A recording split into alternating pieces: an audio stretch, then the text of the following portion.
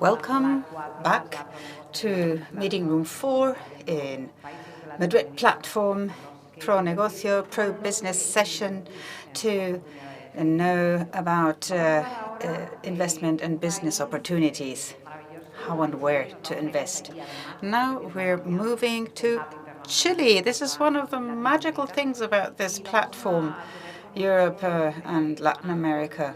And you'll be listening to the Chilean ambassador here in Spain, and they'll be telling us many things about these companies that are part of the ecosystem in the setting of the green gold, the green hydrogen that will be hopefully a very important part of the future and help us surmount all the challenges. Chile, are you there? Are you joining us? Sebastián Pillado, Director of the Economic Department of the Chilean Embassy in Spain. Are you there? Sebastián Pillado? Yes. Hello. I love to be there in person, but unfortunately I do this remotely. Well, never mind. But there's this hashtag, Madrid platform, just in case you want to use it. And we'll be listening to the ambassador, we'll listen to the talk about green hydrogen. Go ahead. Thank you so much. Thank you for having us in our session on green hydrogen and the opportunities of doing business together. I'd like to greet Madrid Platform, first and foremost, for inviting Chile and giving us the opportunity of telling you about our green hydrogen strategy. We have an interesting panel for today. Part of it is located in Chile, part of it located in Spain. Madrid Platform, in its first edition, has had an enormous international echo, and we are thrilled to be part of this event. So this can be a way of advertising our strategy. A month ago, we started making these opportunities known. And we also had a visit in Santiago de Chile together with Camacoes to talk about this. And for the third time in a month, this was the buzzword. This was the topic. Probably this is one of these unique moments where opportunities appear, but opportunities are rare and they don't wait for us to grasp them. In Chile, the green hydrogen industry means that we profoundly change our energy mix to seek sustainability in the medium and long term. To that end, we will be hearing talk about our strategy, and then we will be listening to representatives of private and public entities.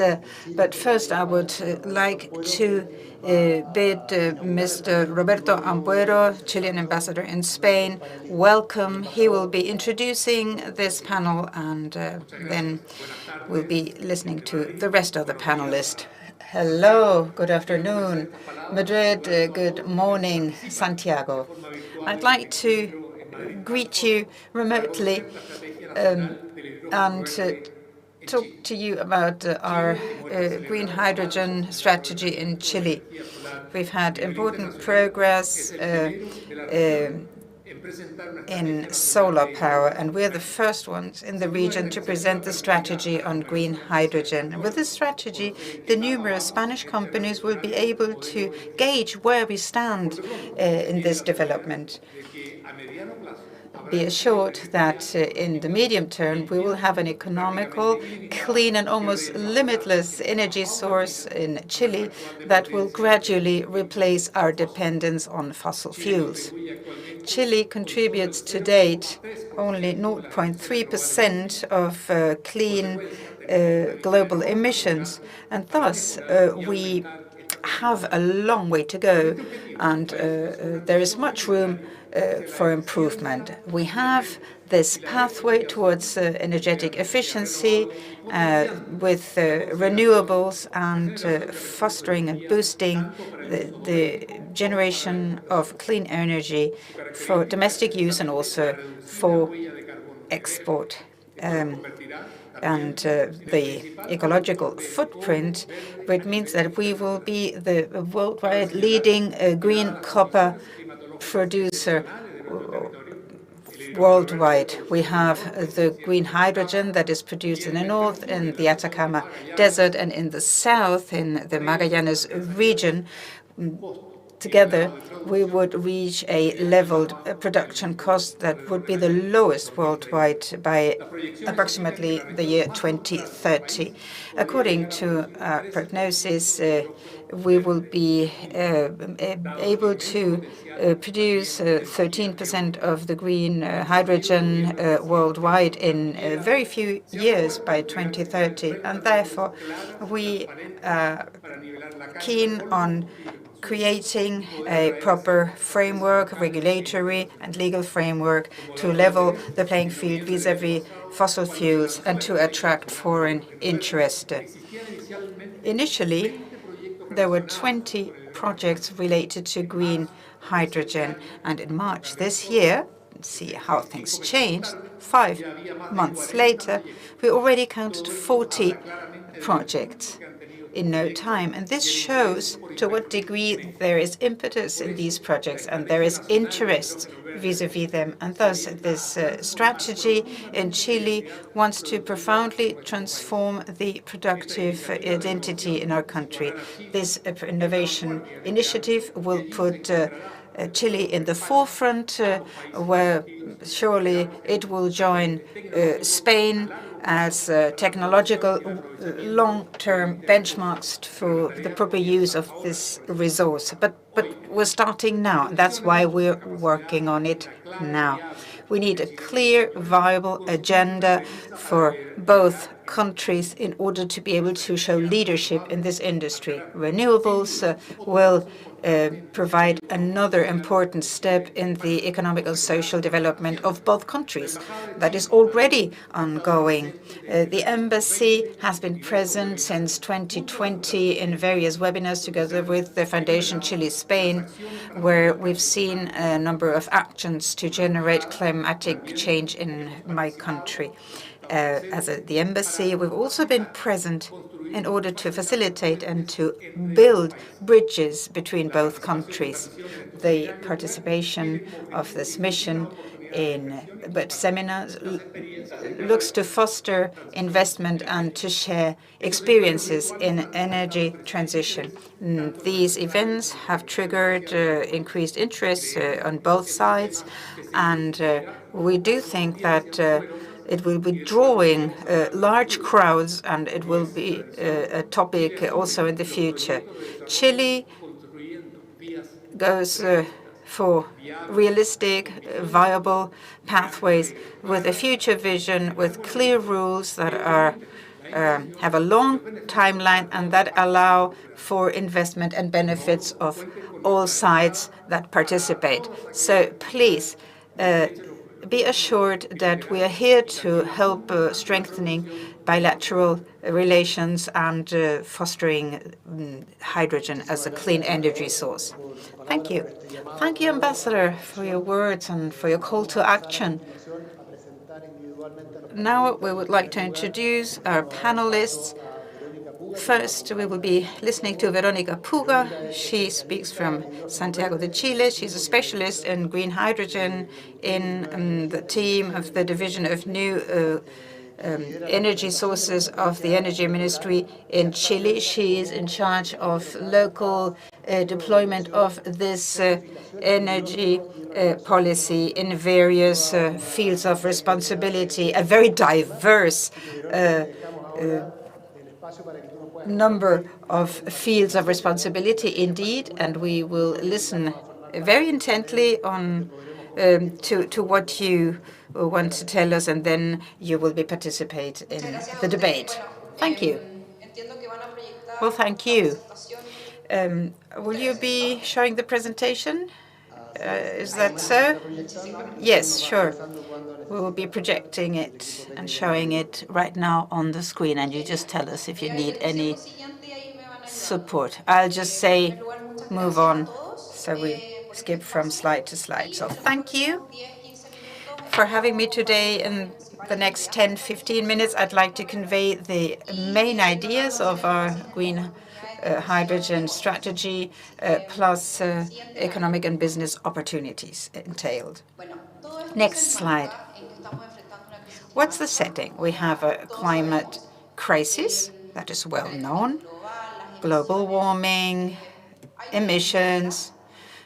We need to mitigate that, and the use and production of energy are in the focus of this challenge, as you can see on the right-hand diagram. Next slide. But now, zooming in on Chile. In Chile, we have various strategies to reach carbon neutrality by 2050, electric mobility, energy efficiency, and of course, green hydrogen that would make up 21% of the mix by 2050. So, green hydrogen. Let me give you the background and the context. That's clean electric energy through electrolysis that separates hydrogen and oxygen. This green renewable hydrogen would allow for heating and cooling, would provide energy for energies like cement, heavy industries, and we would be able to replace fossil-based gray hydrogen in the petrochemical and chemical industry, for example. And solar and wind energy are variable, as you know. Hydrogen would provide a more stable component that might chip in when the others can't provide. The next slide shows you the potential. In the north, we have solar PV. In the center, we have hydroelectrical, then a little wind energy, and in the south, quite a lot of wind energy.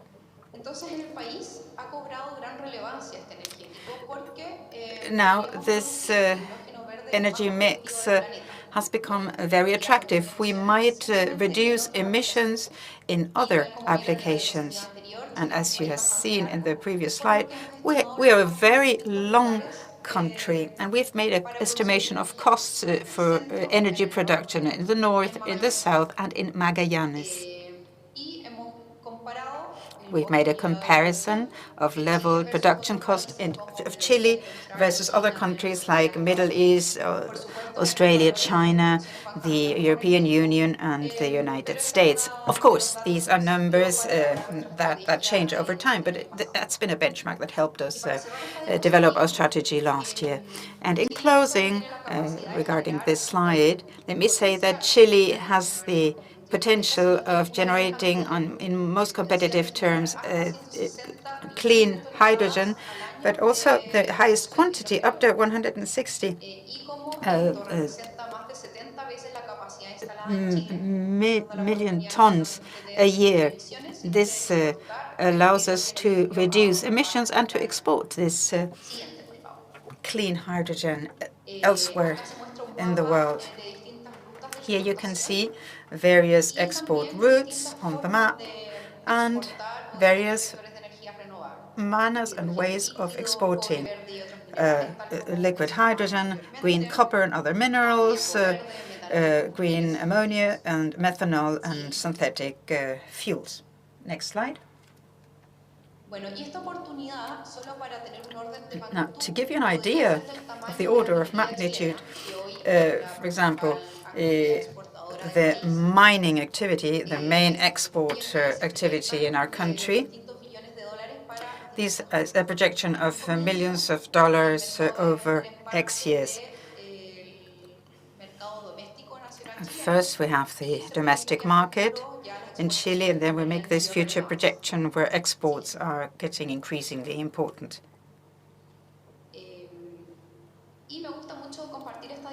And I like this slide a lot.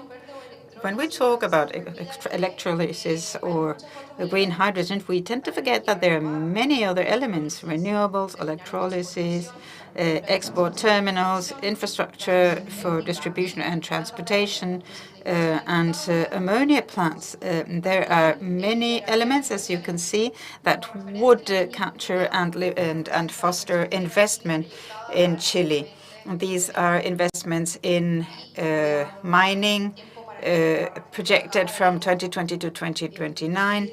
The green hydrogen gives dynamism to our economy, creating enormous investment opportunities in infrastructure. It is a very rich value chain.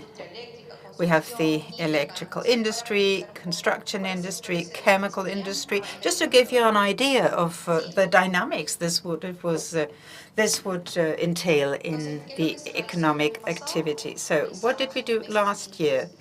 We had interinstitutional panels, technical panels. We had assessment councils, consultations with the wider public. And at the end of the day, we had this strategy on green hydrogen. Timeline for 2021. $5 billion, top position in Latin America, 5 gigawatts in electrolysis built and develop in capacity and in development, and producing at least in 2 poles in Magallanes, for example, and maybe somewhere in the north of the country, so 200 kilotons per year. And for 2030, we want to be producers of the less costly green hydrogen worldwide and the main exporters, because there are various colors associated to hydrogen: green, blue, and green. So how are we going to deploy these? In 2 stages. First, activating our domestic industry with 6 priorities. First, 2, use in refineries and domestic ammonia, going for green hydrogen instead of gray hydrogen. And then we would have heavy trucks and heavy transport and coaches, for example. It would be cost-efficient to generate mixes of natural gas and green hydrogen in order to be able to use already existing infrastructure in the country. There would be a second stage to scale up in order to conquer markets abroad. As I said, we are not only exporting green hydrogen as gas, but also green ammonia, for example. We're already exporting today, and green hydrogen and synthetic fuels exports would be ever more important in the future.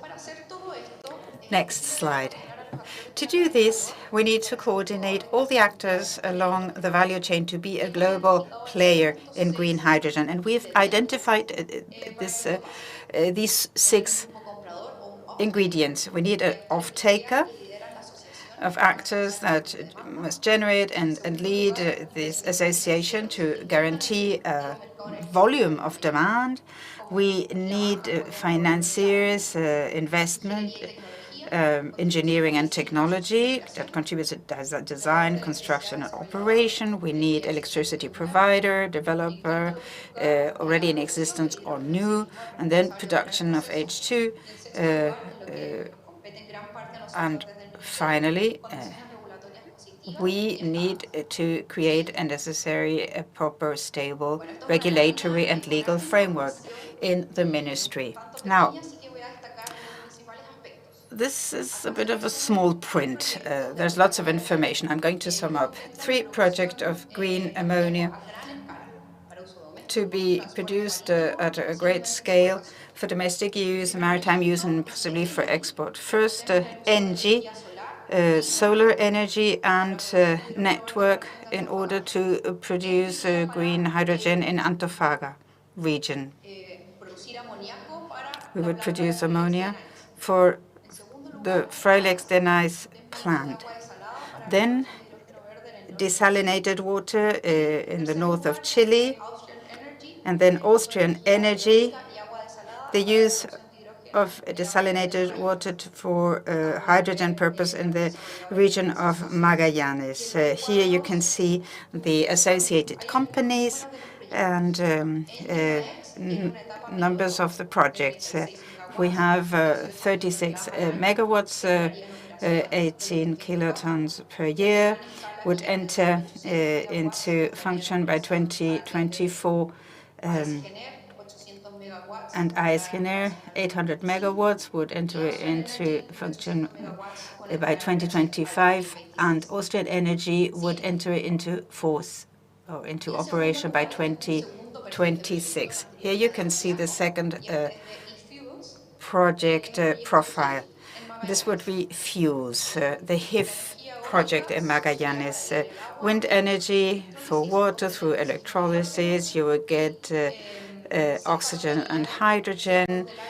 You would capture CO2 from the air in order to produce e-methanol and e-gasoline for various applications.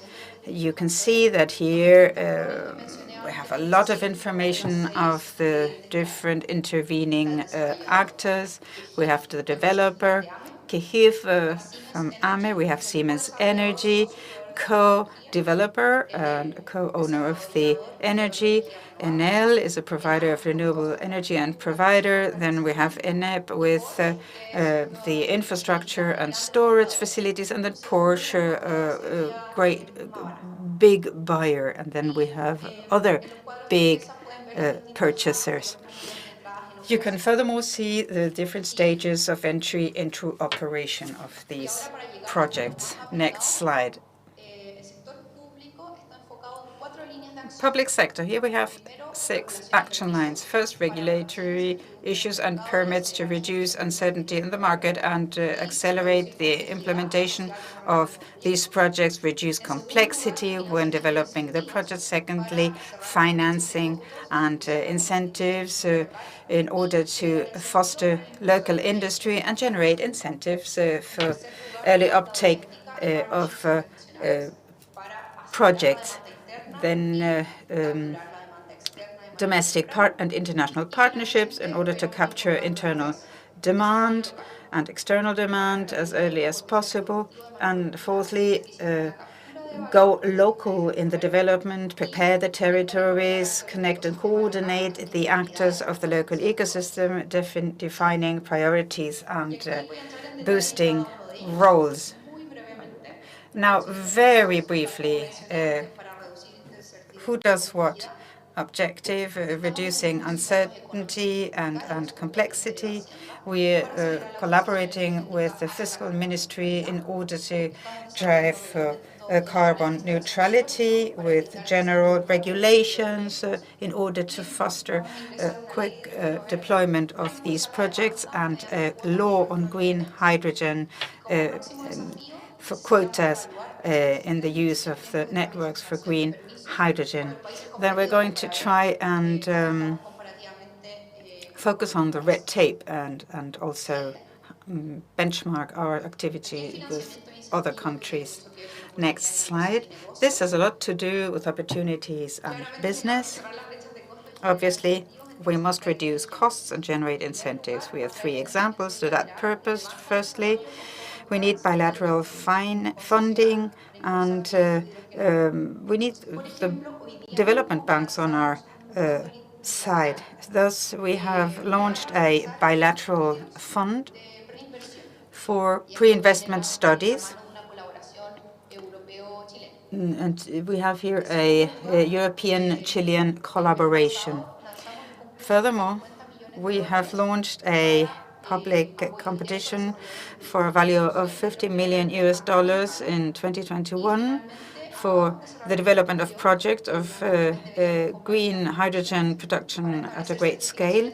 And finally, we're also focusing on origin certification in order to validate the quality of exports and the consumption patterns. Next steps, additional structural measures to reduce the financing costs of projects of green hydrogen. Next slide.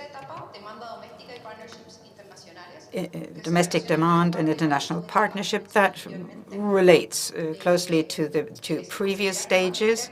We have to accelerate internal demand and capture early external demand. And so, to that end, at an internal level, we are creating a public-private agreement with the mining sector, developing a transition plan with ENAP for the refinery sector, and also working on agreements with the European Union, with Asia, with North America. We have a MOU with Singapore and with Rotterdam, for example.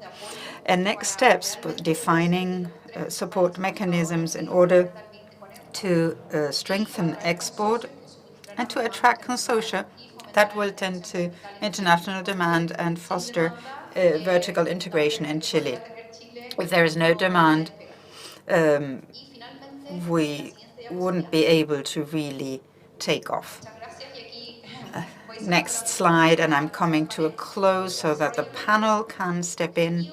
Local development, we want to prepare our territory. We have to define the infrastructure needs for the main green hydrogen hubs. To reduce costs, we need a scale, and here the hydrogen hubs are key. Then we need to define what is needed in local manufacturing. If we do as we have planned in our country, we might be able to attract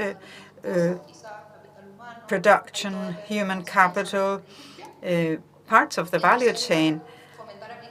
And thirdly, we want to foster applications in various industries and geographies for green hydrogen. For example, aquaculture might be of interest, forestry, heavy trucks, for example. Next step, defining initiatives that will allow local providers to capture value along the value chain in the production. And that is all. Thank you very much. The next slide is just the final slide. Thank you.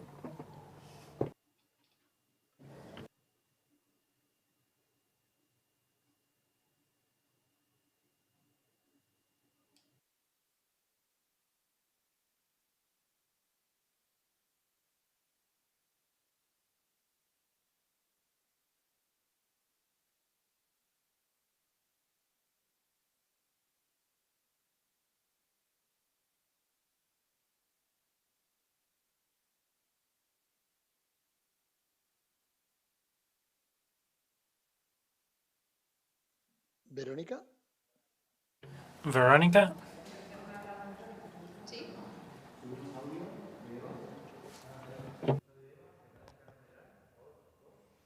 ¿Aló? ¿Aló? Sí, yo ya finalicé. Hola. Hola, Verónica, yo no sé si me escuchas a mí.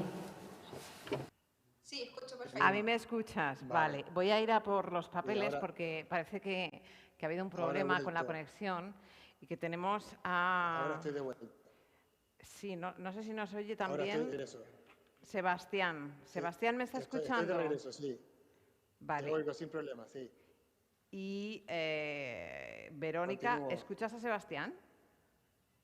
Escucho, sí. Vale, entonces ya os dejo. Parece que ya os escucháis. Ha habido un momento en el que no os escuchabais. Adelante, Sebastián. Muchísimas gracias, Verónica, por... Thank you very much, Verónica. Gracias. Muchas gracias, Verónica. Thank you very much. A very interesting presentation, the one you made, with lots of information, lots of data, details to digest, both at present, in the long run, the medium term, the challenges, the gaps that need to be bridged. That gives us an idea of how serious the challenge is and how necessary it is for us to cooperate with one another. So as you prepare for the panel, I will introduce our other panelists, and then we'll all share this roundtable. First of all, I welcome Dr. Erwin Plett. He's a director for the Green Hydrogen of Association of Chile. He plays many roles. He is a civil chemical engineer, PhD in chemical processes. Sorry, Erwin, if I mispronounce. In Karlsruhe, in Germany, and also a PhD in thermal energy at Wisconsin in the United States. And he's also a professor in a postgraduate program at the University of Santiago for hydrogen-based economy. And on top of that, he's been designated as a green hydrogen ambassador by our Ministry of Energy. And we thank you wholeheartedly, and thank you very much for participating in this forum. If I'm not mistaken, you've participated as a consultant in the design of this strategy. Thank you very much, Sebastian. I'm also going to greet Sebastian. So from Spain, we also greet Fernando Roman, General Director of the Indo company, a company specialized in producing highly pure gases, hydrogen, oxygen, for renewable energy storage. He's got a very long record in this sector, renewables, and he also has a wide experience in Chile. So we thought it was very interesting to put together all these different experiences from different sectors, Chile, Spain, the energy sector, etc., and having all your inputs. I welcome Fernando as well, and thank you very much for accompanying us. Thank you very much. Good afternoon and good morning in Santiago, Chile. I would like to start with Dr. Plett, asking him to introduce his association to us. Green hydrogen, what are the goals of this association? What are your main areas of focus for your strategy along the lines shown by Veronica, the long run, the next future, etc.? Thank you very much, Sebastian, for the invitation, for giving me the chance to talk to you at Madrid. First of all, I'll introduce my association. It is a very simple vision to accelerate energy transition by developing hydrogen-based technology, digitalization, and to position our country as a leader in the production of green hydrogen. We are quite a new association. We started in 2008. We are different professionals. I'm a professional partner. And we've got around 35 companies. Virtually all companies shown by Veronica are working with us. We've got almost all the value chain of hydrogen. We've got Enagas and Tesecom coming from Spain. Same applies to Acciona, Spanish companies that are part of our group. We've got almost all electricity generators, almost all distributors of fossil fuels, and we also have the off-takers, to mining companies, to port companies. So we are very happy to be able to represent all those agents before the ministry, representing professionals and companies involved in the hydrogen sector. We've got very ambitious plans So that means what we need to do as an association. We've got very ambitious goals, as ambitious as the hydrogen strategy presented to us by Veronica. Of course, we're ambitious, but we're going to pursue those aims. As an association, we're going to facilitate funding. We are working on public policies, on regulation. For me, as an ambassador for hydrogen, I think it is very important to raise awareness among citizens and emphasize the importance of knowledge. Also, international alliances are very important. For example, we cooperate with an association in Aragon, in Spain, among others, and we want to develop our organization. It wasn't easy because at the very beginning it was difficult for us to organize ourselves so that other companies could join us, and most of the companies joined us in the last year. So now we are restructuring our organization, and it is important to see which roles off-takers and other energy sector agents can perform in this hydrogen-based economy. That would be my introduction to the topic. Thank you very much, Erwin. No doubt that's an ambitious strategy and an ambitious scheme, the one you're introducing today. And it is interesting to see the high level of your strategy and goals in such a young organization. You could be facing lots of resistance, but it was not the case, and we're happy to know that. The fewer the obstacles, the higher the acceleration of that transformation for the industry, and facilitating those links and connections will make us very happy if we can help you. Let's see if Indo can join the association as well. And I welcome Fernando,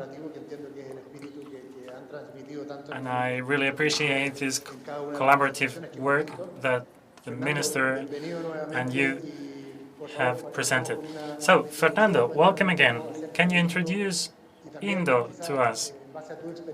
And based on your professional experience, your personal experience as well, as a consultant, as a developer of projects, how was your experience, your trip, let's say, in Chile, taking you to the renewable sector, and especially the hydrogen-based sector? Good afternoon to you all. Thank you very much for your invitation to this roundtable, this panel. About Indo, I would tell you that it is the result of many years of work in defining a model for storage of electric energy in a non-conventional format. Beginnings are always complex. It's hard to get funding at the beginning when the sector is still not mature. Indo was constituted in 2015, and we wanted to start up a project based on hydrogen in Santiago. Now we're restructuring the company with new capital coming in order to develop a global project both in Spain and in Chile. Our experience in renewable energies goes back to more than 30 years ago, and we've always pursued one aim, one fundamental aim, namely the possibility to store these big surpluses that we can get in the generation of renewable energy. In 2004, when we started working on the photovoltaic energy, well, everything was quite new. It was promoted with investment. It was a sector that grew very rapidly. Later, there was some speculation, some bubble, that was a risk to investment. So in that case, I advise the company I'm helping to look for a new country that is right at the very beginning of these projects. So I arrived in Chile in 2009. I established myself there in 2010. I went to the region of Antofagasta, and I really felt captivated by the region. And we started developing projects from Atacama to Astavica with facilities to produce photovoltaic energy. And from that experience, the knowledge of mining that we got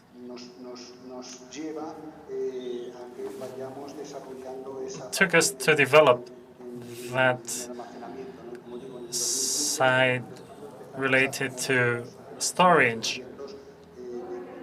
We started welcoming hydrogen production projects, and in 2016 we started our first project, Vitale, in Spain. And all throughout the value chain associated to this big market, which is not just about renewable energy production, but rather there's a whole logistic so that hydrogen can be transported from the production locations to the locations for consumption. Storage is also necessary. We had to take all that into account. Supply was also a factor, and the whole infrastructure that is necessary in order for the population to consume hydrogen. Mobility, for instance,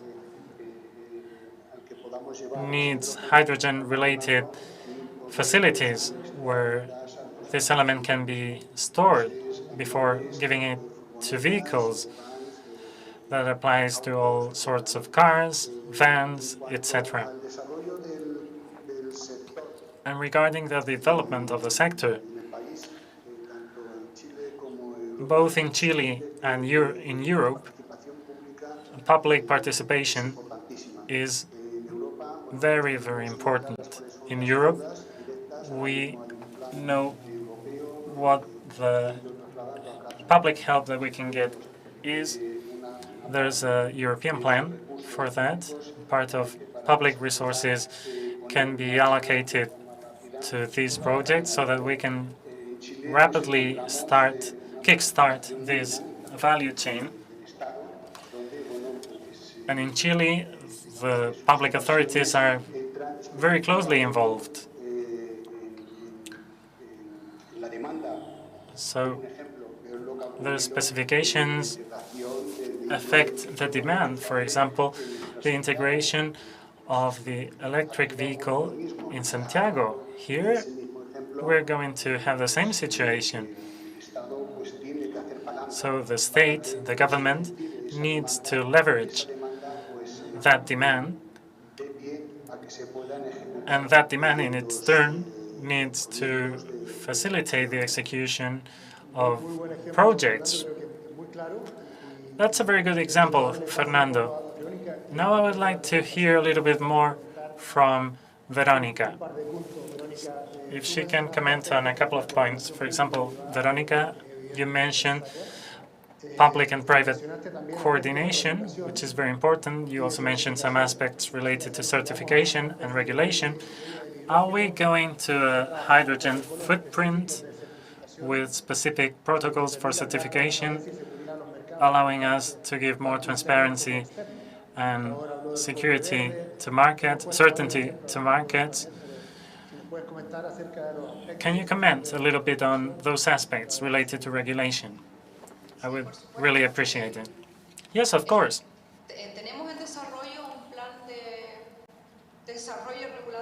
We've got a plan for regulatory development for several aspects. For example, yesterday we presented a plan for facilitating the presentation of projects related to hydrogen for fuels.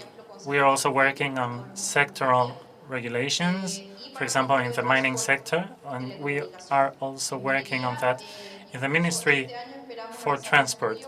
In the mining sector, we hope that we can carry out a study with funding coming from the World Bank so that we can study challenges, leaks, what happens with certain engines in environments where there's dust or powder, different studies.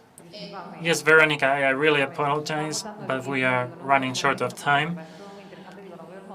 All what you're telling us is very interesting, and I feel really bad and badly mannered for interrupting, but we're really running short of time. And I would like Sebastián to tell us something as well. Bueno, sí, la verdad es que no, te escucho. Yes, I'm listening to you. Muchísimo más de qué conversar, lamentablemente tenemos We could panel. keep on Invitarlos a todos talking. We've got a y tomando contacto con la asociación. wonderful panel. We invite you all to continue liaising, cooperating with the different public entities that are Tenemos la embajada, pero working Chile está on this strategy. In Spain, we've got the embassy. In Chile, we've got different entities, H2, for example, para conocer and there are developers in Spain. mayor detalle They all can help us nuevas instancias de discusión. Sabemos que hay get to know better the situation. webinar We've got many participants tan rápido. Quiero agradecer registered in our webinar. I'm so sorry that we need to stop here. I want to thank you all, Verónica, Evo, and Sebastián, and I also want to thank Madrid Platform for the chance to share these ideas. Thank you very much. We thank you all, and we greet you warmly from Madrid. Thank you for sharing with us such an important topic for investors that are looking into the future, but also for the population in general, facing topics that we are going to face together very shortly. Thank you very much.